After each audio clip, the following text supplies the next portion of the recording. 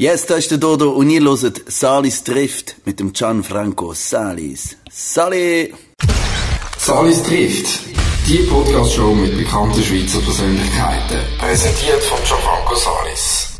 Er war gestern noch im Flüger und heute bin ich da auf Besuch, hat mich eingeladen. Salis trifft Dodo. Salute, Dodo. Sali zusammen! Nicht von irgendwie, wie sagen wir das, Jetlag oder so, das gibt's bei dir nicht, oder? Doch, das gibt's, das ist schwer da, aber ich kann es, glaube ich, professionell überspielen. Jetzt starten wir in das Gespräch hinein, oder? Wie startest du in einen Tag? Also weißt du, so gewöhnlicher Arbeitstag beim Dodo. Der Start in den Tag.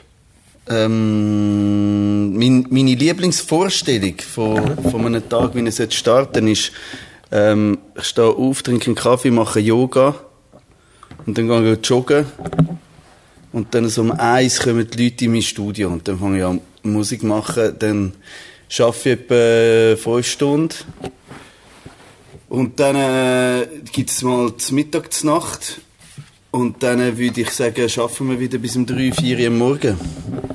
Und so etwa sieht meine Wunschvorstellung, also so entstehen auch die Alben eigentlich. Ich finde es immer gut, wenn man am Morgen sich Zeit nimmt. Ich finde es auch nicht sexy, am Morgen Musik zu machen. Ich finde so ab dem Mittag ist es gut zum Musik machen.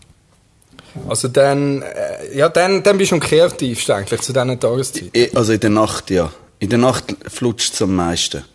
Am Tag durch ist es gut zum Sachen erledigen oder eben anfangen zu schreiben, aufgleisen, aber auch zum Singen muss die Stimme warm sein und dann musst du so wie ein bisschen im Tag hineingelebt haben. Also am Morgen hast du so die sexy Stimme, so der Barry White, oder? Ja. Genau, der Barry White ist umeinander, aber wenn du dann wirklich musst nageln, also Töne nageln und wirklich richtig Gas geben, dann ist es geil, wenn du ein bisschen im Tag hineingelebt hast. Und du gibst richtig Gas. Du kommst erst gerade von Übersee, oder? In Amerika gewesen. Erzähl uns ein bisschen. Ja, ich kann ein Projekt mitmachen vom SRF. Das heisst One Night at the Apollo. Apollo ist das berühmte Theater, sagt man dem, eigentlich ein Austragungsort, wo der Michael Jackson mit der Jackson 5 schon auf der Bühne gestanden ist. Der Prince ist dort gestanden. Die Lauryn Hill ist anscheinend ausgebaut worden dort drin, aber es gibt auch einen Videoclip, der Killing Me Softly von den Fugees, der dort reingedreht worden ist.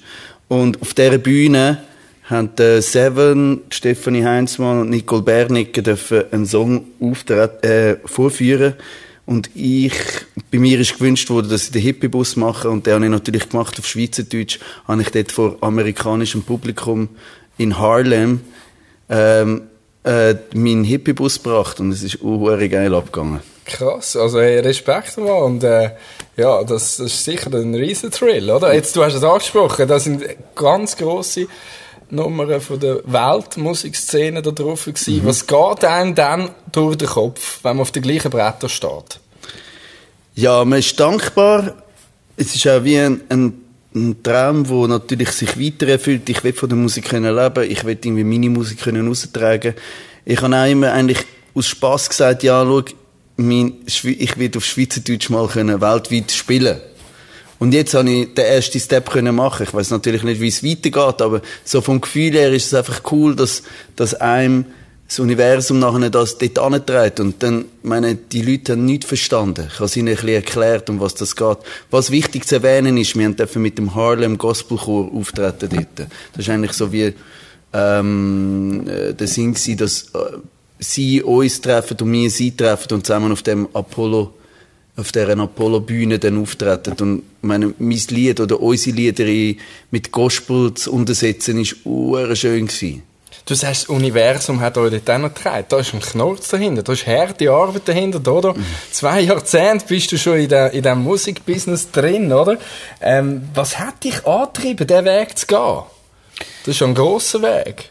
Bis du mal auf dieser Bühne oben stehst, oder? Ja, aber was ich herausgefunden habe, auf dem Weg, dass ich halt, irgendwann habe ich gecheckt, dass ich auch das schon mache, was ich, auch wenn ich, muss es so anfangen, am Anfang bin ich sehr ungeduldig gewesen und dann irgendwann habe ich gecheckt, so, ja, schau, ich mache ja das, was ich liebe und das ist Musik. Und jetzt muss ich einfach das so fest feiern, dass es die anderen dann auch feiern. Aber ich muss es zuerst für mich feiern. Ich muss mir zuerst Awards geben. Ich muss eigentlich für mich zuerst schauen, dass ich einfach extrem Freude habe an dem. Und dann kann ich es raustragen. Und das Ganze hat angefangen, als ich mit 20 durch Afrika gereist bin ein Jahr lang unterwegs gewesen. Und dann bin ich an Malaria erkrankt und bin wirklich eine Woche lang im Dschungel gelegen, ohne Telefon, nichts. Ich konnte nicht heim anrufen, bin einfach dort gewesen. Dann, es war so eine Nahtoderfahrung, wo ich gesagt habe, oder wo ich mir nachher gesagt habe, so, ja, schau, wenn ich jetzt mal eine Chance habe, zum können, leben und existieren auf dem Planet, jetzt, in der jetzigen Form, dann gebe ich im Fall alles für meinen Traum. Und das ist eben können von der Musik leben und das zu machen, was ich liebe. Und von dort, das war eigentlich die Initialzündung gewesen, aber das ist als 20-Jähriger, jetzt bin ich 40, und es hat diesen Weg gebraucht. Und der Weg war steinig gewesen und ich wollte ein paar Mal aufhören, aber es ist mir immer wieder das in den Sinn gekommen, dass ich mir das gesagt habe, dass ich festheben daran. Und das ist eigentlich das Schönste. Und auch die Wände, wo wir jetzt drin sind, die haben eigentlich mich dort angebracht, das Success Club Studio, da der Pfingstweidstrasse. Jetzt, du sagst auch, eben, es hat einen Moment gegeben, du hast müssen beißen, gibt es auch in der Musik Moment. Also, das eine, eben, ich meine, Malaria-Erkrankung, oder? Das ist auch nicht ohne.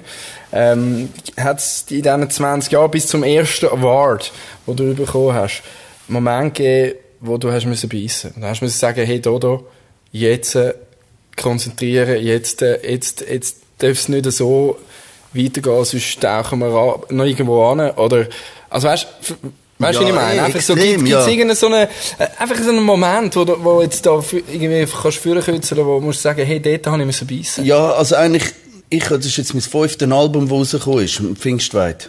Das ist mein 5. Reggae-Album. Ich habe vorher schon 2 mit der Hip-Hop-Band, mit Doppelgänger rausgebracht. Und jetzt, die ersten 3, ich meine, die sind nicht wirklich abgegangen. Die sind in den Reggae-Kreisen abgegangen, aber leben davon habe ich nicht können. Und ich habe schon so wie postnatale Depressionen gehabt nach den Produktionen, oder? Und dann denke ich so, ja, und jetzt, wer interessiert es gar nicht wirklich ab, und du hast jetzt irgendwie wieder deinen Arsch aufgerissen, ein Jahr lang gearbeitet dafür, also hat es mir Freude gemacht, aber du hast noch nicht wie so, der Impact ist wie ausgeblieben, oder? Und gleich extrem viel investiert drin, wie Liebe aber auch finanziell. Und das ist natürlich so weit gegangen, dass ich irgendwie gefunden habe, okay, jetzt muss ich meine Wohnung untervermieten, also mein Zimmer, ich habe in einem WG gewohnt, und das habe ich dann gemacht und bin ins Studio geschlafen. Ich habe wirklich da unter dem Mikrofon geschlafen.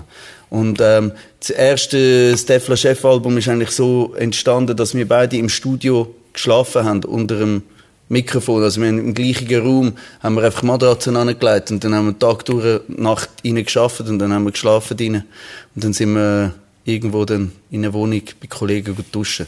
Und so ist es gewesen. Oder so haben wir dann gelebt. Ich habe zuerst 5 Tage im Reisebüro gearbeitet, dann 4 Tage, dann 3 Tage, dann 2 Tage, dann 1 Tag und dann bin ich nicht mehr gegangen. Aber das ist natürlich über eine lange Zeit und immer wieder investiert und wieder aufgerappelt und weitergemacht. Eben, also mit Herzblut, Durchhaltewillen, Workaholic-mässig, eigentlich kann man sagen. Und jetzt stehst du schon morgen auf und lebst deinen Traum.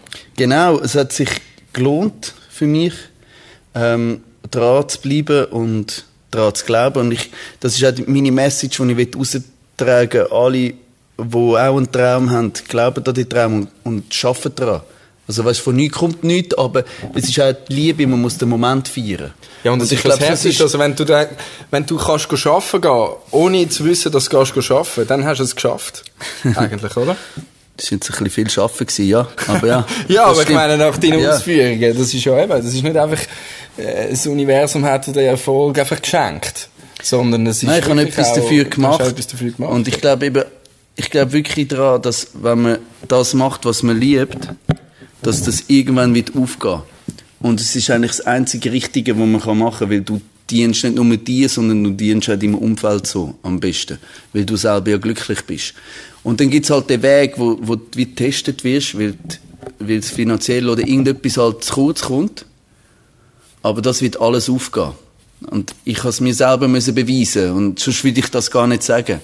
Aber es ist auch schwierig, wenn man mit drinnen ist im Struggle, nachher das zu sehen und easy zu bleiben. Aber das ist genau, ich glaube, das ist der Lernprozess, den man machen darf. Wo einem stark macht. Ja, genau, wo man dann einfach ruhig so, hey, Es kommt im Fall alles gut. Ich habe 3 Regeln aufgestellt für mich. 3 Regeln, wie ich mein Leben glücklich gestalten kann, die ich eigentlich befolge. Die erste ist eben, hör nicht auf, das zu machen, was du liebst. Also probier möglichst viel das zu machen, was du liebst. Am besten den ganzen Tag. Je mehr du es machst, desto mehr kommst du zurück über. Und gehst auch auf in dem, oder? Genau. Das Zweite ist, wenn du das machst, was du liebst, mach es mit Selbstbewusstsein. Und gib alles. Ich nenne das sexy, mach's sexy. Weil, wenn du selbstbewusst etwas machst, dann ist es gerade gegen aussen, strahlt es irgendwie aus. Und das Dritte ist, glaub daran, dass alles gut kommt. Das ist so ein bisschen der Bob Marley in mir, der sagt, everything gonna be alright. Und wenn das der Approach ist, wenn du jetzt ein Projekt hast und am Anfang schon sagst, hey, ich weiss, es kommt gut, dann strahlst du das schon aus. Und die Menschen, die mit dir zusammen das machen wollen, wissen, ja, er hat einen Plan. Auch wenn es vielleicht nicht richtig der Plan rum ist, aber nur schon die Attitude, wie du an etwas angehst, wird nachher einen positiven Impact haben. Es sind jetzt viele Anglizismen gewesen, es tut mir leid, sorry. Aber es ist jetzt gerade so aus mir rausgekommen. Du bist in Harlem auf der Bühne gestanden, also bitte. Ja, ich bin noch ein bisschen influenced von Amerika. Jetzt, was bedeutet für dich Erfolg? Ich meine, du bist der erfolgreiche Reggae-Künstler, Musiker aus der Schweiz, oder? Was bedeutet für dich Erfolg? Im Sinn, Erfolg ist wichtig für mich, dass ich das machen kann, was ich liebe. Und wenn ich das habe, dann bin ich der erfolgreichste Mensch für mich. Und das bedeutet mir eigentlich alles. Das ist eigentlich mein höheres Ziel im Leben. Und gibt es da einen Unterschied Glück und Erfolg? Oder ist das ein bisschen synonym? Das macht mich ja dann glücklich. Also ich messe meinen Erfolg am Glück, das ich habe. Immer. Ich finde so, das ist das Wichtigste. Weil, du kannst alles Geld haben, also das kennt man ja, die Sätze, die weisen Sätze, und die kommen nicht von nichts. Man braucht Geld zum Leben, aber wenn man das Geld gemacht hat mit schlechten Sachen oder mit Sachen, die einem nicht glücklich machen, dann hilft es einem auch nicht. Und ich habe so den weisen Spruch mal gehört oder mal irgendwo gelesen, ich weiß nicht von wem das es ist, aber der hat gesagt, man lebt zweimal, man lebt jetzt, und wenn man alt ist, wenn man dann nicht mehr rennen kann oder nicht mehr sich so bewegen wie als junger Mensch, dann lebt man nochmal in seinen Erinnerungen. Und ich will möglichst viele coole Erinnerungen sammeln jetzt. Ich habe Freude an allem Verrückten, was passiert. Ich stürze mich eigentlich in jedes Abenteuer rein, weil ich immer finde, so, ich will 100% aufsaugen. Aber das ist natürlich typenbedingt. Es gibt auch Menschen, die sind einfach glücklich, wenn sie auf dem Sofa sitzen können, und dann solltest du im Fall einfach auf dem Sofa sitzen bleiben. Und das machen wir jetzt. Ja. Das ist mega gemütlich da in diesem Studio, da, der Pfingstwertstadt.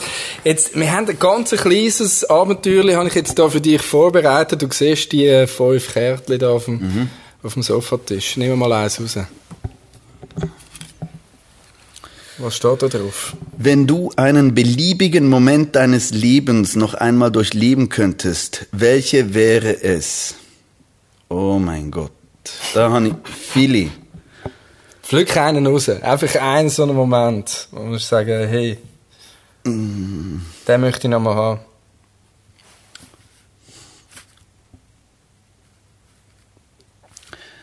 Also einer von meinen schönsten Momente war, wo ich das erste Mal die Schweiz verlassen habe und nicht gewusst habe, ob ich wirklich zurückkomme oder einfach so verreisen gegangen bin. Das war eben mit 20, als ich auf Afrika bin. Ich habe 2 Jahre lang dafür gespart, habe noch bei den Eltern gelebt und einfach möglichst viel Cash zusammentrommelt, dass ich möglichst lang weg sein kann. Und im Moment, ich bin so ein bisschen planlos oder rastlos in meinem Leben. Ich habe nicht genau gewusst, was braucht ich. Ich musste die Welt sehen. Und der Moment, wo ich im Flugzeug gesessen bin und die Vorderrädchen abgehoben sind, und dann ist mir so wie ein Stein vom Herzen gefallen. Ich habe so wie gewusst, okay, jetzt fängt ein neues Leben an. Im 83? Nein, das ist nicht im 83, dort bin ich von Afrika zurückgekommen. Nein, wo ich reisen bin. Dort, wo du das erste Mal allein... 98 oder so, ja genau. Okay. Und der Moment, wo irgendwie ich weiss noch, wie mir so ein Stein vom Herzen gefallen ist, wo ich gemerkt habe, so, okay, jetzt ich weiss nicht genau, was passieren wird, aber es passiert etwas. Ich will auf einem anderen Kontinent aussteigen, und dann bin ich 1 Jahr lang per Autostopp durch Afrika gereist. Aber das habe ich dort noch nicht gewusst, ich bin einfach mal gegangen. Und dann hat sich dann das so ergeben und das Abenteuer, das vor mir war, das Gefühl von Aufbrechen, das ist mein Lieblingsgefühl eigentlich. Das hat sich durchgezogen, jetzt auch in deine Songtexte, oder? Genau. Also da kann man eigentlich sagen, du hast dort schon so ein bisschen Sammelsurium angelegt von Ideen, hast vielleicht schon Notizen, hast so ein bisschen tagebuchmässig ein bisschen etwas geführt schon dort, oder so, wo du jetzt immer wieder kannst zücken, wenn du auch neue Songs produzierst, oder ist jetzt das an der Haare? Ja, das an der Haare ist geil, bei meiner Glatze.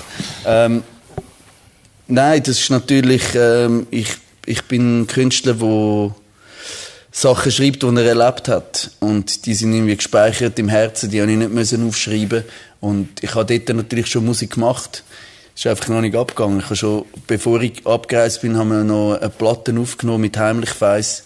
Das ist so mit 18, 19 ist die rausgekommen. Als ich 18, 19 war, die haben wir noch selber vertrieben, sind in die Plattenläden gegangen und haben irgendwie gesagt, können Sie uns für Kommission, oder? Das heisst, wir geben Ihnen Platten, wenn Sie sie verkaufen, dann kommen wir dann 5 Franken über. Aber so, und dann haben wir sie im halben Jahr wieder vorbeireisen, wir haben uns dann Listen gemacht, in welchen Läden, wo überall in der Schweiz. Aber dort sind schon Erfahrungen, die ich halt gemacht habe, von 0 bis 18 und nachher tust wieder Erfahrungen sammeln. Und die Afrika-Reise hat mich sicher geprägt. Für mein ganzes Leben. Das Reisen allgemein, das Abenteuer, das Unterwegssein. Und eben die Aufbruchsstimmung. Ich hatte die auch als Hockeyspieler. Als Jugendlicher habe ich Hockey gespielt. Und bevor du aufs Eisfeld gegangen bist, wenn du einen Match gespielt hast, bist du in der Kabine gewesen. Und in dieser Kabine bevor der Match angefangen hat, haben sich alle umarmt und einen Schlachtruf gerufen.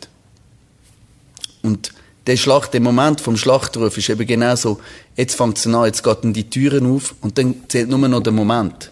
Aber jetzt machst du dich eigentlich bereit, du hast das Gefühl, Aufbruch, jetzt geht die Tür auf und es fängt an. Jetzt und dann tust du dich so wie vorbereitet und das ist genau das passiert im Flugzeug rein, genau der Moment so, jetzt fängt es an. Jetzt gibt's es gibt gar kein Zurück mehr. Ich kann ja nicht aus dem Flugzeug aussteigen und wieder heim. So, nein, jetzt gehst du dort hin und jetzt machst du das Beste daraus. Nimm nochmal ein Kärtchen.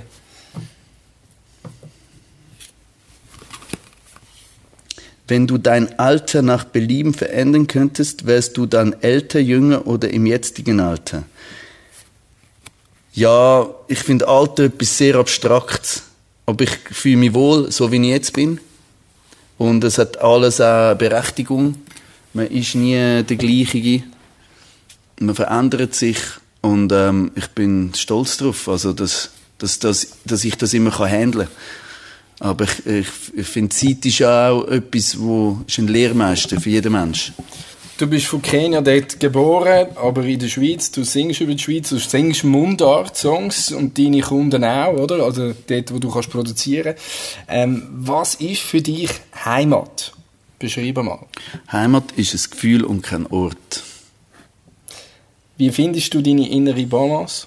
Ist das wirklich der Yogakurs am Morgen oder irgendwie ein bisschen an der Limmat entlang joggen am Abend? Oder hast du ein rassiges Rennvelo habe ich im Stegenhaus gesehen? Das sind dir, genau oder? Die Sachen, genau. Da kannst du abschalten. Da kannst du deine innere Balance finden. Ja, und ich mache Affirmationen, ich tue mir selber gut zureden. Und wie sieht sich der Dodo mit 50? Heute 40, übermorgen 50, also in 10 Jahren, oder? Dodo in 10 Jahren. Ja, noch glücklicher als jetzt. Und noch reicher, noch viel mehr Abenteuer erlebt. Eben, reicher, du betonst wirklich nicht in keinesfalls in materieller Hinsicht. Das ist ein angenehmer Nebeneffekt, den du dir selber angeeignet hast, oder? Mit deinem Work in Progress, mit deinem Workaholic auch ein bisschen, oder? So ein bisschen. Wir werden jetzt aber das Schaffen nicht mehr zu fest betonen. Jetzt wenn wir ein bisschen Holz nachlegen im Feuer, oder? Es ist so ein bisschen, wie siehst du dich in 10 Jahren? Eben reicher mit Begegnungen mit Menschen, wo dann auch den Flow in dir auslösen, in dem Fall. Also so ein bisschen die Win-Win-Situation mit dem Publikum, wo du auf der Bühne stehst und man weiss, hey, Dodo, Synonym für geile Sachen, geile Projekte, geile Musik. Ja, mit dem kann ich leben. Das ist der Reichtum. Das ist der Reichtum, ja, und natürlich auch ein Herz, das wächst irgendwie. Es wächst ja, wo sich ausdehnen kann. wo reicher ist an Erfahrung, aber auch an Liebe, Familie, wo da ist, Freunde, wo kannst pflegen, und dann, genau, Musik, wo wächst. Alles Gute halt. Das Glück ist das Einzige, was sich verdoppelt, wenn man es teilt, oder? Genau. Und das würdest du gerade so unterschreiben? Das würde ich genau so unterschreiben. Wahrscheinlich ist es noch krasser als verdoppeln. Wahrscheinlich ist es vervierfachen, wenn du es wirklich krass machst. Das ist ein Statement vom Zürichmann. Also fresst so rein auf Salis trifft, wenn ihr es nochmal nachhören wollt. Jetzt, wie siehst du dich an einem gelungenen Feierabend? Vielleicht gibt es da einen Unterschied zwischen einem einfach einem gewöhnlichen Feierabend oder einfach allgemein, auch nach einem oder weißt du, so, nach dem Arbeiten, oder? Arbeiten ist ja für dich auch Leben, also du machst ja da keinen Unterschied, oder? Du kannst ja das leben, wo man nicht mehr als Arbeiten muss bezeichnen.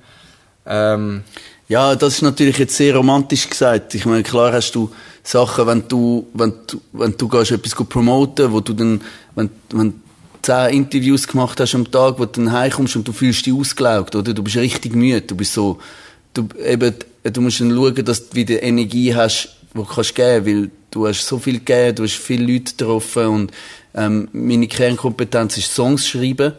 Und dann hast du eben die Interviewsituationen, wo wie etwas anderes sind, wo du anders musst, Energie geben, als bei einem Song schreiben. Und jetzt der perfekte Abend ist schon, wenn ich es geschafft habe, ein Lied zu schreiben. Und dann ist meistens so, wenn es geschrieben ist, dann muss ich es irgendwie noch 10, 20 Mal hören. Ich komme dann heim und höre es dann nochmal. Ich muss es einfach hören. Ich bin wie abhängig von mir. Und das ist Glückform in der pursten Form für mich. Weil ich dann weiss, ich habe etwas geschaffen, wo mich persönlich so beschäftigt oder so glücklich macht, etwas auslöst, dass ich es immer wieder will. Ich bin dann wie ein Kind, das Schokokuchen sieht. Kannst gar nicht aufhören. Du isst einfach noch mal ein Stückchen rum. Du willst einfach, du weißt, es steht im Schrank rein. Und ich gehe es einfach irgendwie schleiche dort an und ich höre es nochmal. Und dann höre ich es einfach irgendwie wirklich ad absurdum.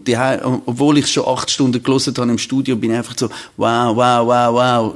Ich muss nochmal alles, ja, jede Melodie, jede Linie muss ich nochmal checken und so, das ist wirklich geil. Und am nächsten Tag stehst du auf und dann denkst du, das ist gar nicht mal so geil. Aber jetzt machen wir es, vielleicht muss ich das noch ändern oder das ändern. Aber der Abend ist so gut gewesen. Ja, der Moment ist so gut gewesen.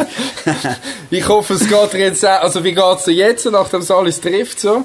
Ja, bist jetzt ausgelaugt? Du hast es vorher angesprochen. Ist es so ein Interview, wo du sagst, oh nein, jetzt. Nein, ich rede natürlich von Promoterminen, wenn die Platten rauskommt, dann hast du die Woche, gerade wenn die Platten rauskommt, in der Schweiz ist es eine Woche, in Deutschland wäre es ein Monat, in Amerika ist es dann wahrscheinlich ein Jahr lang, wo du umreist und von deiner Platte erzählst. Und das gehört ja auch dazu. Ist einfach, was ich damit wollte sagen, es gibt wie Sachen, die ich mache, die mir mehr Energy geben. Also wenn ich einen Song schreibe, dann lädt mich das ja auf. Wenn ich nachher das promoten kann, dann bin ich da für Leute. Und sie fragen mich, und nach dem 10. Interview am Tag, dann bist du so wie, wow. Da musst du wieder schauen, dass du wieder Kraft hast. Jetzt, du sitzt bei mir da auf dem Sofa. Es ist knapp 1:30 wahrscheinlich, am Nachmittag. Ich bin gestern von Amerika heimgekommen. Es ist jetzt im Fall, ja, es ist im Fall voll okay. Wir haben einen Kaffee vor uns. Also energymäßig fühle ich mich überhaupt nicht. Bin ich eigentlich mehr jetzt parat zum Musik machen wieder. Dodo, was können wir erwarten von deiner neuen Scheibe? Mein Album ist vor 2 Wochen rausgekommen. Es heisst Pfingstweit. Es ist ein Konzeptalbum, wo Steph Lachef, der Nemo, Lo Lödig, Rita Roof, De Luca, Max Way drauf sind. Carla Puccini ist auch drauf. Es sind Leute drauf, die mich begleitet haben in diesem Studio. Das Studio hat mir ermöglicht, meinen Traum zu leben und von meinem Traum zu leben. Die Wände da rein treifen eigentlich von dieser Geschichte, von dem jungen Dodo, der einfach alles gegeben hat für die Musik und immer noch alles gibt. Und ich wollte Danke sagen am Studio und an dem Ort, weil bald wird es abgerissen. Und ich weiss eigentlich nicht, wann ich da muss ausziehen. Und darum habe ich mit all die Leuten nochmal zusammengetrommelt, die da innen auch erfolgreich geworden sind, genau in dem Studio innen, wo ihre Songs dann können raustragen, wie zu stehen mit Hakayani oder Lolödig mit Jungverdammt und der Nemo mit seinem neuesten Projekt. Die sind alle in diesen Mauern da entstanden? Genau, das ist alles da, wo du jetzt sitzt, ist das aufgenommen worden. Und Ich mache jetzt gerade Studio-Sessions, das heisst Pfingstweit Studio-Sessions. Da tue ich mein Album präsentieren in diesen 4 Wänden rein. Kann man Tickets kaufen auf ticketfrog.ch. Momentan ist alles ausverkauft, aber bald kommen neue Daten, wo ich dann da sitze und erzähle halt, wie das alles entstanden ist. Und dann meistens ist noch ein Gast dabei und dann tun wir noch 40 Minuten performen. Und es ist so recht schön. Es ist eigentlich ein Abschied nehmen, weil ich wirklich nicht weiss, es kann jederzeit ein Brief kommen. Und darum machen wir das. Und das ist eigentlich mein nächstes, oder das jetzige Projekt ist, das ist eigentlich wie eine kleine Tournee, die ich gebe. Einfach sehr im intimen Rahmen. Zum konkret auch Abschied nehmen von dem Ort, Genau. wo dich auch beflügelt hat. Seelisch, aber eben auch musikalisch und Genau. dazu beigetragen hat, dass du deinen Traum kannst leben in dem Sinn. Genau. Jetzt gibt's noch etwas Letztes, wo du den Zuhörerinnen und Zuhörern von Salis trifft, möchtest sagen an dieser Stelle? Ja, ich hoffe, ihr macht das, was ihr liebt. Wenn ihr das noch nicht macht, dann schaut zu, dass ihr das bald machen könnt. Auch wenn es zuerst nur 3 Minuten ist, probieren expandieren in eurem Leben. Und ja, ich hoffe, ihr schaut auf euer Glück und das Glück von euren Mitmenschen. Und für mich ein riesen Glück, dich zu treffen. Dodo, Salis trifft Dodo. Herzlichen Dank, dass ich auch reinschauen konnte bei dir. Gern geschehen. Und alles Gute für deine Zukunft, privat, musikalisch und seelisch. Danke, gleichfalls. Merci, ciao, Dodo. Ciao. Salis trifft. Die Podcast-Show mit bekannten Schweizer Persönlichkeiten. Präsentiert von Gianfranco Salis.